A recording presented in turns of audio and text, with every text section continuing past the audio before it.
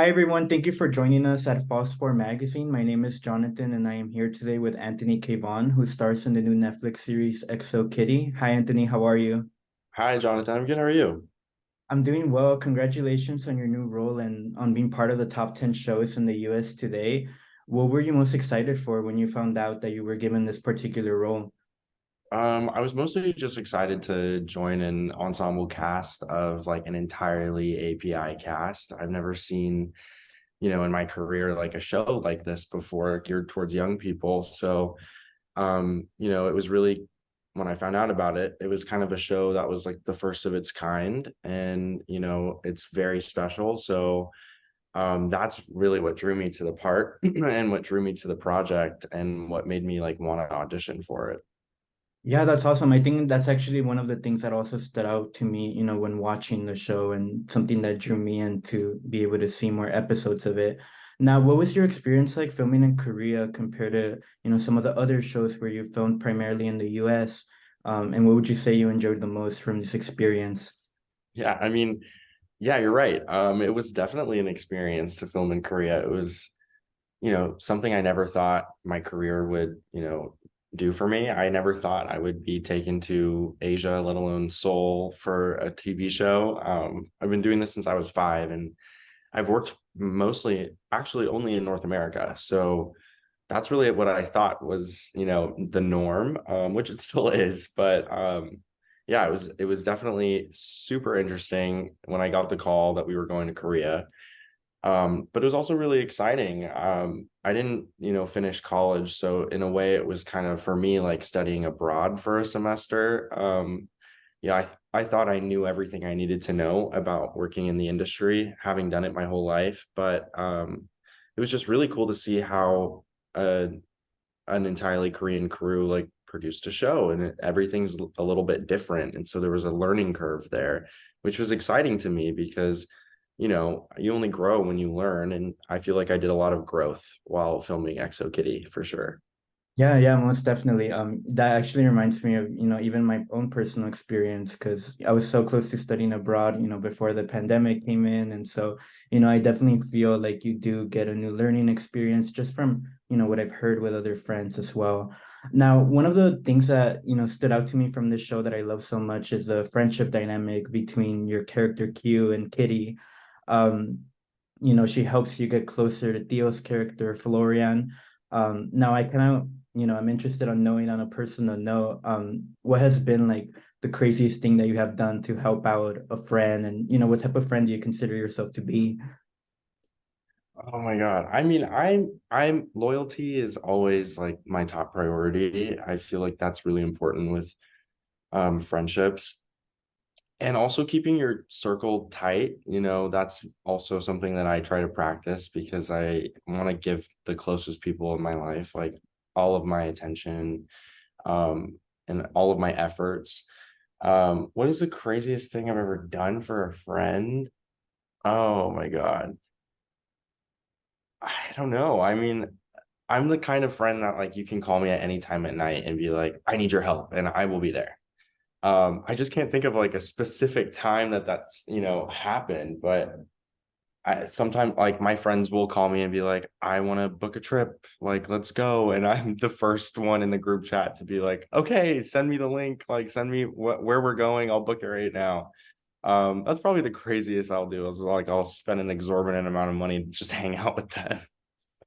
Yeah, no, yeah, I think honestly, like that's probably a big, big deal. Shout out to the friend that always responds first in the chat. I think that's super, super helpful and something that I really appreciate. So I'm glad to hear that, you're now something else that your character Q mentions at one point in the series is their fear of acceptance in the city like Seoul in Korea. Now, what would you say is like would be your advice to individuals growing up or living in regions where LGBTQ views are not as accepted so that they can still be able to embrace and celebrate their true selves? Well, I don't have any experience in that personally, but I know how important and impactful it is to have proper representation for communities like this. Um, so if you don't feel like you are supported within your own community, you can seek communities online or even watch TV like EXO Kitty that can, provide a little bit of comfort in knowing that you're not alone and that your stories are able to be told. Um, I would say that would be my best advice is just find resources. They're always out there. There's always a community out there that will have your back. Yeah, definitely. I'm sure the community will appreciate to hearing this piece of advice and, would help them out a lot in their journeys, as everyone's can be very different. Now, speaking, going back to your character, you've always also played, in other successful series like Generation and Love Victor. How would you say that your character Q differentiates from these other characters? And was there ever a point where you took any inspiration from Pablo or Raheem to play this new role? Yeah, obviously there are some similarities between Raheem and Q. They're both queer. They're both, Iranian. The only difference I would say, well, the main difference between Q and Raheem's stories, Raheem had a very difficult time coming out and coming to terms with his queerness. I mean, amongst his friends, he was extremely comfortable, but when it came to his family, he wasn't as ready to be himself around them. And it was, with Love Victor, we saw a lot of stories of coming out of it being a really traumatic experience and something that was really scary and daunting. I think what's really special about Q is that his queerness isn't his identity and it isn't something that traumatized him. It was normalized for him and his peers. No one in the show has ever questioned his sexual orientation or discriminated against him. He was immediately accepted by everyone. I think Q is really special in that sense because we don't get to see that side of the coming out story or of that, way of being queer in a way because the media shows, the opposite a lot of times, which could be really scary for questioning or queer young people who are watching these shows. So I think Q is really special because it provides that image for people who might be questioning their sexual orientation or sexual identity and see that, oh, it can be easy. It doesn't have to be super scary. You can be accepted by the people around you, but it is always about, surrounding yourself around the right people. Yeah, definitely. I think it was very interesting to see, this series go into a new angle, and kind of like now we have that opportunity to experience both sides and, just to see that everyone's case is very different, and, it will vary by case. But, given that you starred in several series, playing LGBTQ roles, I can personally tell you that the community looks up to you as a public figure with your authentic representation of these characters. Do you have like a favorite experience with fans who have, either by approaching you in person or through social media that have expressed their gratitude and, the impact that you caused on them by watching you on TV? Like, is there a story that stands out from these encounters? There's no one specific story, but I do read a lot of the messages and I see, how impactful characters like Raheem and Q have been for these people. Not just on a queer level, but also on an ethnic level, seeing a mixed kid, like kid, queer kid on TV is like not something that is um really portrayed on television and film often. So when I got the chance to play these characters, I knew it would be really special, but I didn't realize just how impactful it was. But now seeing all these messages, it really like warms my heart that I get to, do what I love, but also do it, with authenticity and like have it be impactful for people. That's really the goal as an artist is to make your art and leave a lasting impression and to know that like the characters that I play have brought representation to people like that is really an honor and is something I don't take lightly.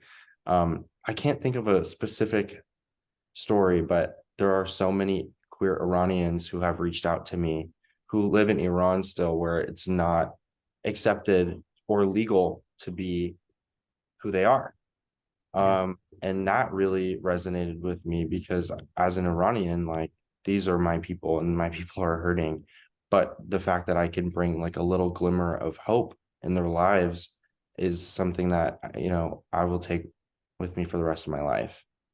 Yeah, and I think I see, a lot of similarities between those cultures and, also like the Hispanic culture. I myself am Hispanic American, and, I definitely see like those similarities. So it's even good to see like even, if it's not exactly a Hispanic character, you still view those similarities and, just those conflicts that arise from, other cultures, other beliefs, other points of views. Now, given, now that you have done so well, representing these characters, is there something that you still feel that could be improved in the television industry when it comes to authentically like representing the LGBTQ plus community? Like, how would you see this impacting like future generations? I mean, I think just continuing to tell these stories, never stop telling these stories.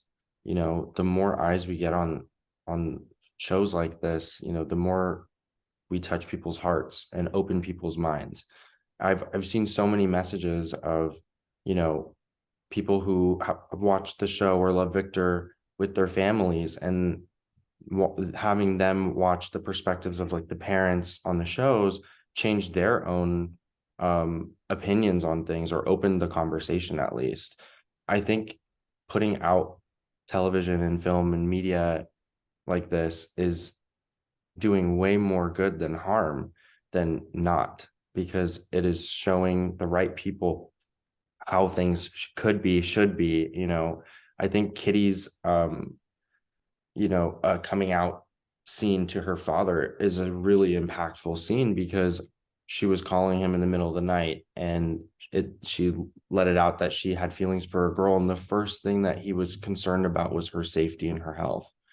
And I think seeing that, for a lot of parents, can kind of show that there are other ways to handle situations like this. And I've seen that firsthand, like seeing a lot of comments of how, like, I showed my mom this scene, or I showed my mom your coming out scene in Love Victor. And just seeing how, like, those families and those dynamics have changed individually from that is so special and impactful. So I would say continuing to make shows like this and telling these stories is the only way that, there can be more representation in the LGBTQ community. Absolutely.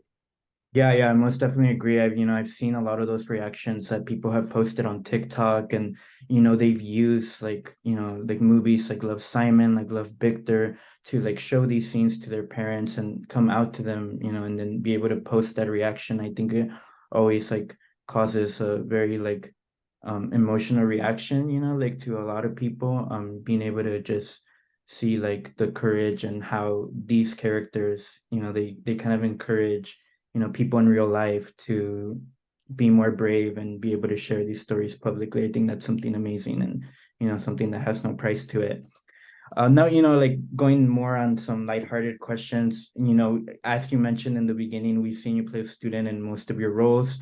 And I'm curious to find out more about like your most and least favorite subjects in school, and, which ones, what your experience was like in high school.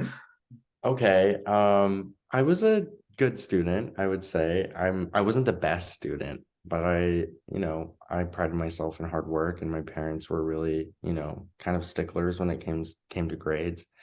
I'd say my least favorite subject is absolutely math. I am good at it, but I hate it so much. It's like the one thing that brings me the least joy in the world. My favorite subject in high school was probably my film studies class that I took I think it was my sophomore or junior year. I love that class. I think that's what kind of made me want to continue acting and make it my career, versus just kind of like something I did as a kid. Yeah. Uh, I would say my film studies class is my absolute favorite. And also like sciences, biology. I took chemistry, honors chemistry. And that kind of stuff like was really interesting to me. Yeah, so I'd say those were my favorite. And Yeah, my that's awesome. Yeah, honestly, yeah, just I would say just to like end on a happy note, do you have a favorite like high school memory, like something that really stood out from your experience? yeah, I'm really like lucky because I was working as an actor, but I still got to be a kid and I still went to normal school and stuff. I would say my senior year of high school was like my favorite year. It was really just, I had finished all my classes pretty much. So I had just kind of like stupid little ceramics and, like random classes like that just to like graduate. I'd say my favorite memory is we played this game called Senior Assassin. A lot of high schools play it.